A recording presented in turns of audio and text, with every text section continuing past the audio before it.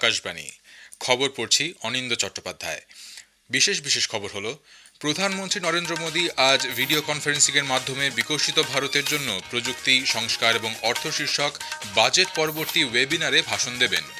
ফলপ্রসূ আলোচনা, একাধিক ইতিবাচক সিদ্ধান্ত এবং গুরুত্বপূর্ণ চুক্তি বিনিময়ের পর ইসরায়েল সফর শেষে প্রধানমন্ত্রী গতকাল দেশে ফিরেছেন।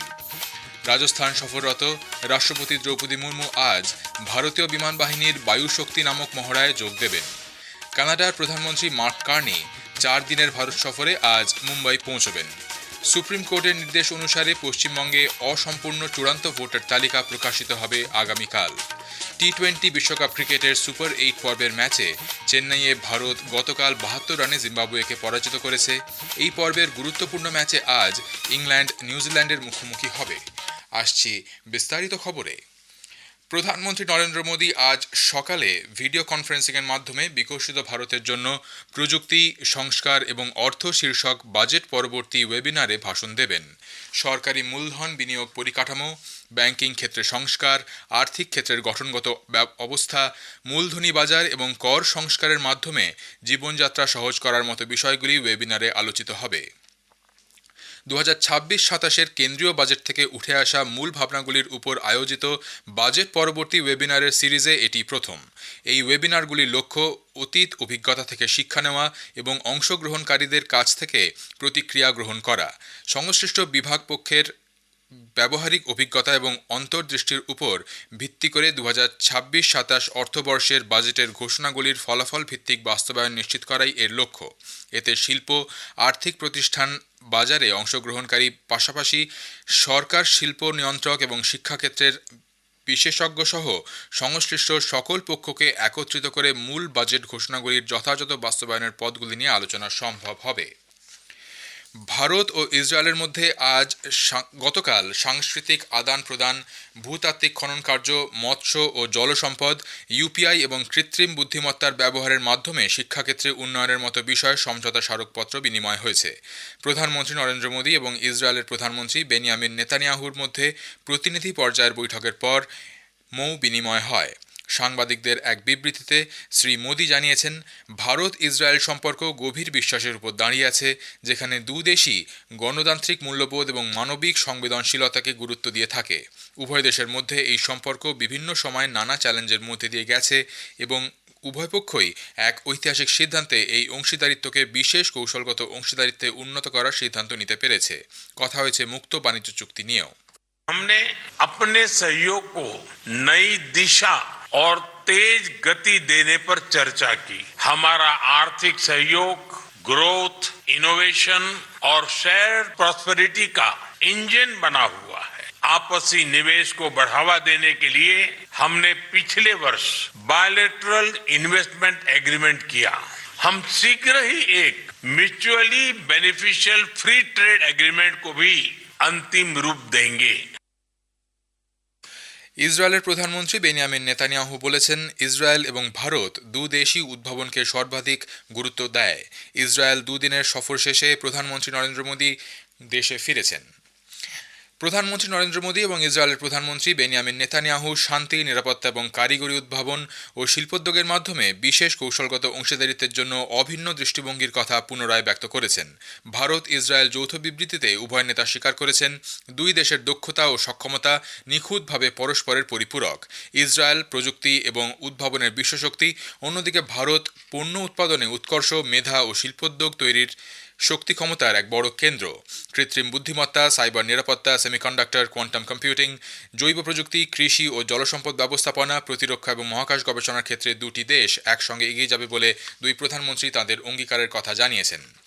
রাজস্থান সফররত রাষ্ট্রপতি দ্রৌপদী মুর্মু আজ সকালে জয়সলমীর বিমান ঘাঁটি থেকে দেশীয় প্রযুক্তিতে তৈরি লাইট কমব্যাট হেলিকপ্টার প্রচণ্ডতে আকাশপথে সফর করবেন। 2 দিনের সফরে রাষ্ট্রপতি গতকাল রাজস্থানে জয়সলমীরে পৌঁছন। উল্লেখ্য, হিন্দুস্তান এরোনটিক্স লিমিটেডের তৈরি এই হালকা সামরিক হেলিকপ্টার প্রচণ্ড দেশীয় পদ্ধতিতে তৈরি ভারতের প্রথম হেলিকপ্টার। এটি মরুভূমি থেকে শুরু করে সুউচ্চ অঞ্চলের মতো বিভিন্ন ভূখণ্ড থেকে উঠতে সক্ষম এমন নকশায় তৈরি। হেলিকপ্টারে আকাশপথে সফরের পর রাষ্ট্রপতি অন্যান্য নির্ধারিত কর্মসূচিতে অংশগ্রহণ করবেন। সন্ধ্যায় ভারত পাকিস্তান সীমান্তের কাছে পোখরানে ফায়ারিং রেঞ্জে ভারতীয় বিমান বাহিনীর বায়ু শক্তি নামক মহড়ায় যোগ দেবেন তিনি। এই অনুষ্ঠানে বিমান বাহিনীর বিভিন্ন বিমান তাদের শক্তি প্রদর্শন করবে। রাষ্ট্রপতি ছাড়াও প্রতিরক্ষা মন্ত্রী রাজনাথ সিং এবং মুখ্যমন্ত্রী ভজনলাল শর্মারও অনুষ্ঠানে উপস্থিত থাকার কথা।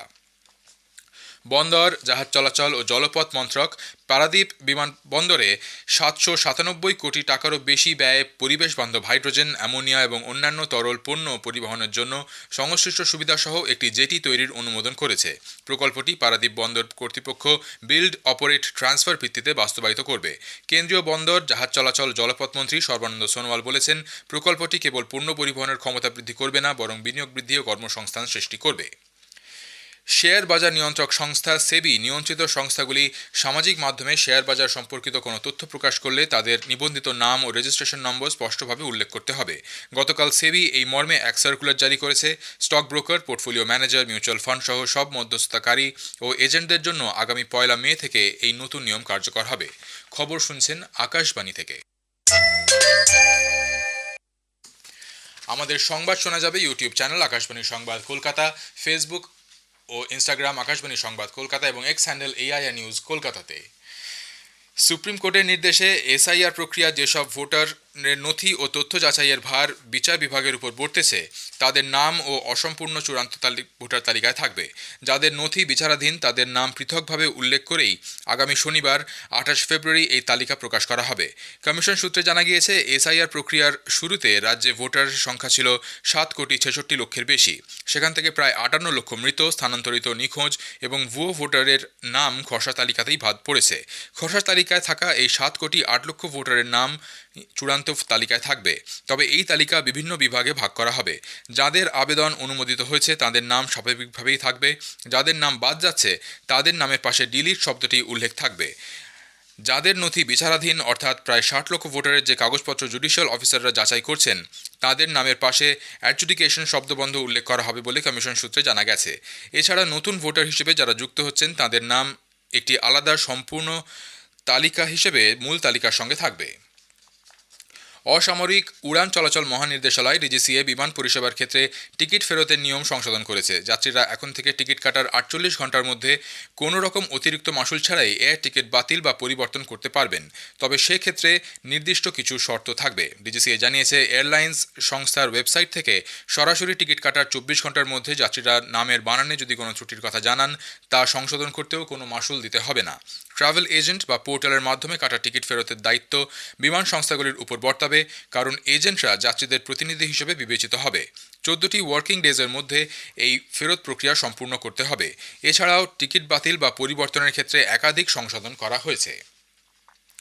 কানাডার প্রধানমন্ত্রী মার্ক কার্নি 4 দিনের সরকারি সফরে আজ ভারত আসছেন। বিদেশ মন্ত্রক এক বিবৃতিতে জানিয়েছে, প্রধানমন্ত্রী কার্নি আজ মুম্বাই পৌঁছবেন এবং আগামী 2 দিন তিনি সেখানে আলাদা আলাদা বাণিজ্যিক কর্মসূচিতে ভারতীয় এবং কানাডার বিভিন্ন কোম্পানির সিইও এবং শিল্প ও আর্থিক জগতের বিশেষজ্ঞদের সঙ্গে মিলিত হবেন। আগামী 1 মার্চ কানাডার প্রধানমন্ত্রী নতুন দিল্লি পৌঁছবেন। পরদিন হায়দ্রাবাদ হাউসে প্রধানমন্ত্রী নরেন্দ্র মোদী এবং কানাডার প্রধানমন্ত্রী প্রতিনিধি পর্যায়ের বৈঠক করবেন। দুই নেতা ভারত কানাডা কৌশলগত অংশীদারিত্বের বিভিন্ন ক্ষেত্রের অগ্রগতি পর্যালোচনা করবেন। আফগানিস্তান গতরাতে ডুরান্ড লাইন সীমান্ত অঞ্চলে পাকিস্তানি বিমান হামলার জবাবি আক্রমণ শুরু করেছে। এক প্রেস বিবৃতিতে আফগানিস্তানের প্রতিরক্ষা মন্ত্রক জানিয়েছে, ডুরান্ড লাইনে জোরালো আক্রমণে পাকিস্তানি সেনার বেশ কয়েকটি পোস্ট দখল করা হয়েছে। মোট 55 জন পাকিস্তানি সেনা নিহত হয়েছে। 2টি সেনা ঘাঁটি এবং 19টি পোস্ট দখল করা হয়েছে। উল্লেখ্য, এই আক্রমণগুলি ডুরান্ড লাইন বরাবর পাকতিয়া, খোস্ত, নাঙ্গারহার, কুনার এবং নুরিস্তান প্রদেশের কাছে অবস্থিত পাকিস্তানি সামরিক বাহিনীকে লক্ষ্য করে করা হয়েছে। আফগানিস্তানের এই অভিযানে তাদের 8 জন সৈন্য নিহত হয়েছে, 11 জন আহত। অন্যদিকে নাঙ্গারহারে একটি শরণার্থী শিবিরে পাকিস্তানের ক্ষেপণাস্ত্র হামলায় মহিলা ও শিশুসহ 13 জন নাগরিক আহত হয়েছেন। আইসিসি টি20 ক্রিকেট বিশ্বকাপের সুপার 8-এর ম্যাচে ইংল্যান্ড আজ নিউজিল্যান্ডের বিরুদ্ধে খেলবে। কলম্বোর আর প্রেমদাসা স্টেডিয়ামে খেলা শুরু হবে সন্ধ্যে 7টায়। অন্যদিকে চেন্নাইয়ের এম.এ. চিদম্বরম স্টেডিয়ামে গতকাল টি20 বিশ্বকাপের সুপার 8 পর্বের গুরুত্বপূর্ণ ম্যাচে জিম্বাবুয়েকে 72 রানে হারিয়ে দিয়েছে ভারত। টসে জিতে জিম্বাবুয়ে ভারতকে প্রথমে ব্যাট করতে পাঠায়। ভারত 20 ওভারে 4 উইকেটে 256 রান তোলে। ভারত আগামী রবিবার ইডেনে সুপার 8 পর্বের ম্যাচে ওয়েস্ট ইন্ডিজের মুখোমুখি হবে। সেমিফাইনালে যেতে হলে ভারতকে এই ম্যাচ জিততেই হবে। শেষ করার আগে খবরের বিশেষ কিছু অংশ আরও একবার। প্রধানমন্ত্রী নরেন্দ্র মোদী আজ ভিডিও কনফারেন্সিংয়ের মাধ্যমে বিকশিত ভারতের জন্য প্রযুক্তি, সংস্কার ও অর্থ শীর্ষক বাজেট পরবর্তী ওয়েবিনারে ভাষণ দেবেন। ফলপ্রসূ আলোচনা, একাধিক ইতিবাচক সিদ্ধান্ত এবং গুরুত্বপূর্ণ চুক্তি বিনিময়ের পর ইসরায়েল সফর শেষে প্রধানমন্ত্রী দেশে ফিরেছেন। খবর শেষ হলো, এরপর খবর শুনবেন সকাল 7:25 মিনিটে।